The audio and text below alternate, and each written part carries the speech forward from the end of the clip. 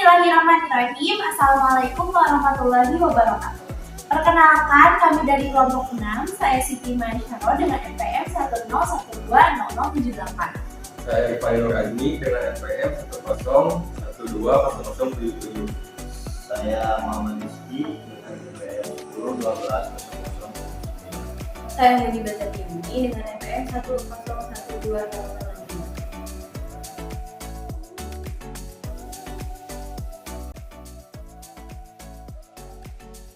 Assalamualaikum warahmatullahi wabarakatuh. Salam sejahtera. Perkenalkan, nama saya mungkin Novin dan biasa dipanggil Novin. Untuk di sini saya bergerak di perusahaan Jawara. Untuk nama perusahaan sendiri adalah Jawara. Dan untuk perusahaan ini bergerak di bidang benih, yaitu bisnisnya di benih kuaci. Nah, untuk perusahaan ini juga memasarkan hasil jadi kuaci yang nanti didapatkan dari petani-petani dari media-media partner dari perusahaan ini sendiri.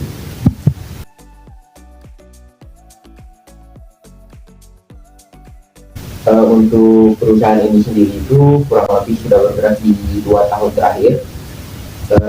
Mulai itu dari usaha ya bisa dikatakan kecil-kecilan dengan media online mungkin, dan alhamdulillah saya sudah bergerak di perusahaan yaitu perusahaan Jawara.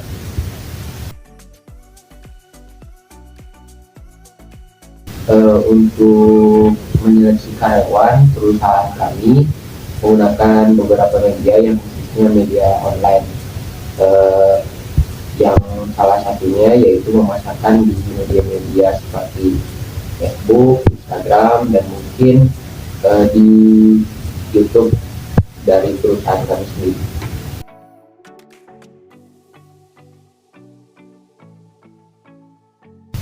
Baik, kalau untuk meningkatkan kinerja karyawan, di setiap bulan itu kami mengadakan pelatihan-pelatihan yang bisa diikuti oleh karyawan-karyawan yang kami fasilitasi dengan pemateri-pemateri yang memang cakap di bidang-bidang khususnya di pemasaran, di pengolahan keuangan dan sebagainya.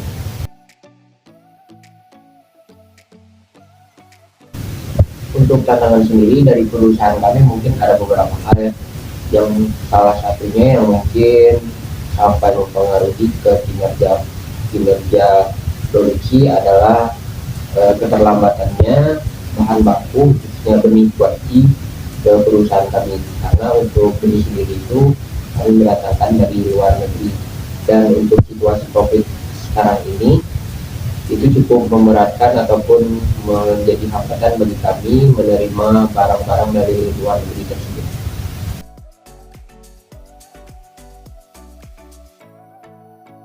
Untuk mengatasi masalah tersebut mungkin kami mengadakan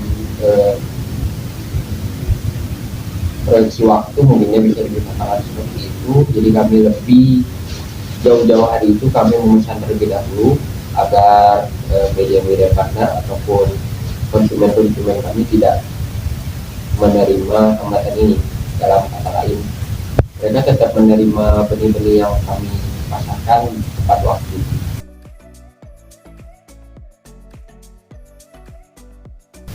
Untuk usaha ini sendiri itu kan bisa dikatakan baru ya, lebih kurang 2 tahun ke belakang. Untuk inovasi paling kami akan melakukan inovasi di hasil produk yang kami tawarkan, seperti kuaci yang kami tawarkan dengan beberapa packing gitu, seperti menggunakan selling pouch, dan mungkin nantinya akan dengan kemasan-kemasan yang 1000 yang bisa dipasarkan di warung-warung yang bisa dijangkau masyarakat sekitar.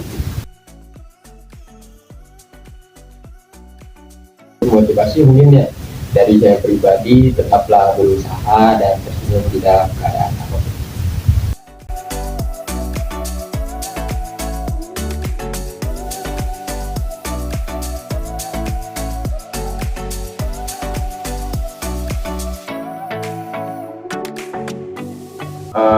Nama saya Stefano. saya kerja di salah satu perusahaan hotel sebelah di Bandung, pusatnya di Jakarta, tapi saya ditempati di cabang Bandung ya. Saya di bagian supervisor customer service, kemudian di situ saya megang semua hotel di Jawa Barat yang ada kontraknya sama perusahaan ini. Kemudian travel agent saya pegang di Asia Tenggara.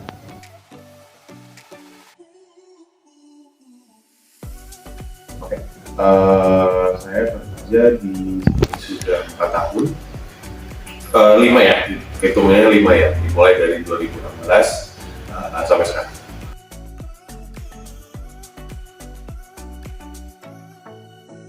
Oke, rekrutnya biasa ya, pasti dari kita juga nyebarin lowongan juga, tapi kita juga ngambil ada kadang dari beberapa hotel itu mereka pengen join kita juga, jadi kita ngambil dari hotel karyawan hotel yang mau, atau buka rekrutmen juga. Buka rekrutmennya biasanya di aplikasi-aplikasi buat perekrutan pekerjaan kayak Jobstreet atau lewat LinkedIn kayak gitu.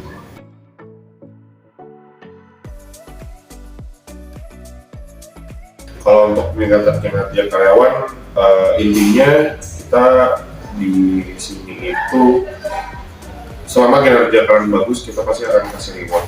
Reward yang utama kita itu pasti setiap tahun ada penilaian untuk menaikkan gaji. Ya seperti itu, kayak gitu kan karyawan jadi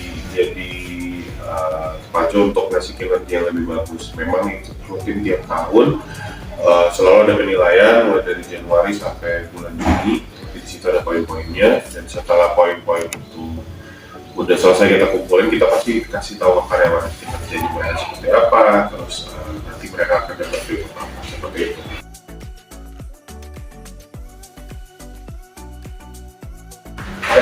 Kalau untuk COVID udah jelas sektor pariwisata kan pasti turunnya jauh banget, karena sektor pariwisata kayak hotel, kayak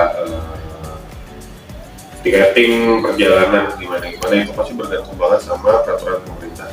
Otomatis kan kalau karena COVID semuanya ada pembatasan, dan pasti akan buat flow pemasukan kita juga masih turun. Tantangannya itu sebenarnya gimana kita tetap pertahanin flow keuangan kita, keuntungan kita tetap ada, tapi nggak melanggar aturan-aturan dari pemerintah. Itu sih tantangan.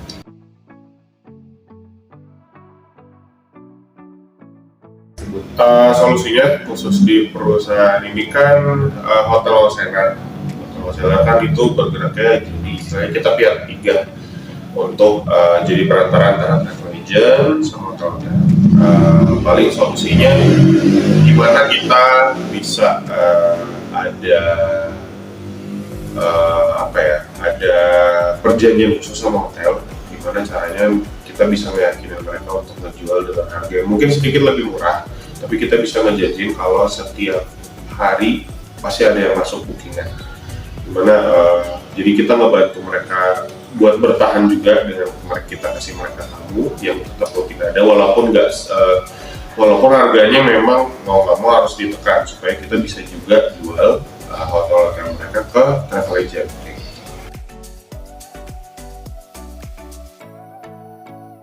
Oke, motivasinya intinya kalau untuk sekarang buat kalian anak-anak ya, terutama yang baru selesai kuliah atau baru mau cari kerja, intinya itu lakuin dulu dan tetap mau belajar. Intinya itu karena saya juga bisa ada di posisi sekarang itu karena memang benar-benar dari nol. Justru saya juga nggak ada background pendidikan kuliah atau gimana gitu.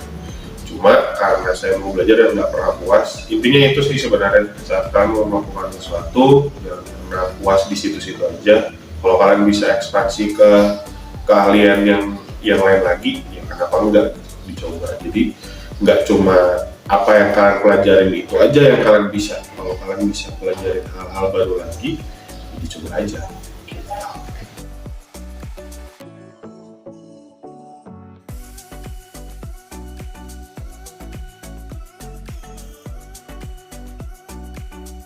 Nama Sri Herliana, pekerjaan sebagai owner Sapana Daycare. Sudah 7 tahun ya. Yaitu dengan lewat karyawan yang terdahulu, cari informasinya atau menyebarkan informasi adanya perekrutan di perusahaan ini. Bagaimana cara menyeleksinya, yaitu disesuaikan dengan kebutuhan yang diperlukan. Umpamanya untuk kalau sebagai guru, tentunya yang bisa mendidik, mengarahkan anak-anak, bisa menjaga anak-anak, amanah terhadap tugas yang diberikan. Kalau sebagai admin, ya menyeleksinya bagaimana yang bisa bekerja sebagai administrasi. Kalau bagian promosi, marketing, ya disesuaikan kapasitasnya si calon pegawai itu yang bisa mempromosikan produk dan bisa membuat terobosan-terobosan atau kreatif dan inovatif dalam hal marketing ya. Jadi cara menyeleksinya disesuaikan dengan kebutuhan ya.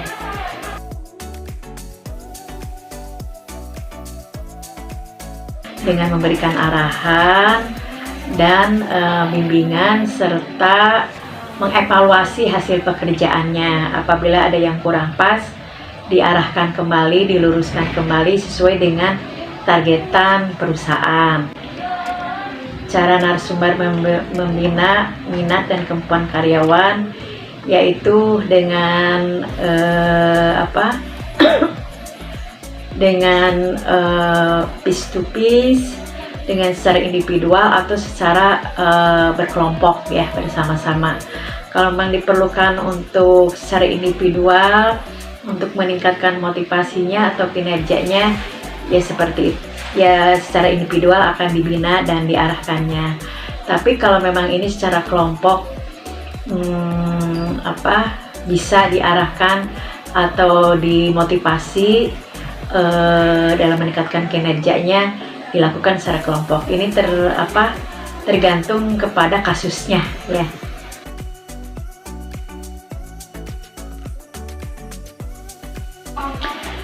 Yang dihadapi adalah bagaimana bisa menghadapi new normal ya, pemulihan ekonomi ini. Sekarang kan sudah memulai lagi, sudah hidup kembali usaha-usaha yang kemarin-kemarin mungkin sempat mati atau memang lesu. Nah, tantangan bagi perusahaan bagaimana ini bisa bangkit, bisa pulih kembali seperti sebelum COVID, malahan mudah-mudahan lebih lebih melesat pertumbuhannya, perkembangan dari perusahaan ini pada masa new normal ini atau pemulihan ekonomi ini.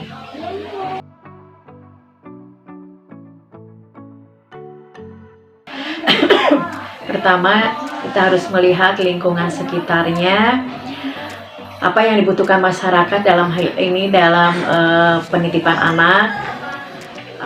Yang dibutuhkan umpamanya sekarang mulai pada bekerja lagi orang tua, sehingga mereka membutuhkan penitipan yang aman dan yang protokol kesehatannya terjamin.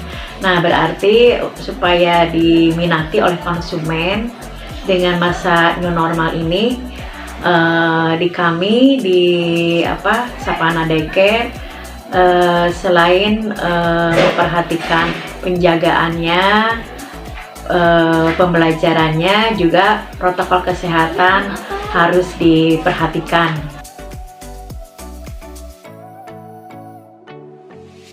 Akan terus inovasinya akan terus disesuaikan dengan tantangan perkembangan zaman. Apalagi sekarang banyak hal-hal yang di luar prediksi ya, kayak COVID kan, siapa yang nyangka. Nah, berarti ini akan terus kita harus melihat dunia luar, perkembangan dunia yang terjadi, sehingga usaha itu bisa menyelaraskan, menyesuaikan dengan kebutuhan konsumen, disesuaikan dengan perkembangan yang terjadi. Sehingga tidak bisa kita berjalan sendiri, gimana saya, tapi tetap sekarang itu harus apapunnya juga kita terus melihat dengan perkembangan yang terjadi dan siap-siap dengan apapun yang terjadi dalam kehidupan ini, yang seperti COVID umpamanya ya, yang tidak diprediksi terjadi, ataupun mungkin nanti ke depan ada hal-hal lain, sehingga inovasinya itu selain pembelajaran tatap muka offline, kita juga pengalaman yang kemarin mempersiapkan inovasi pembelajaran online untuk tingkat PAUD. Bagaimana pembelajaran online tingkat PAUD yang bisa menyenangkan, tidak membosankan, dan arahan atau pembelajaran dari kami bisa tersampaikan. Sehingga apa? Mau ditutup, mau dibuka oleh pemerintah, institusi pendidikan termasuk daycare, kami bisa eksis, bisa berlangsung. Oke teman-teman, mungkin cukup sekian hasil wawancara dari kami. Wabillahi taufiq wal hidayah. Wassalamualaikum warahmatullahi wabarakatuh.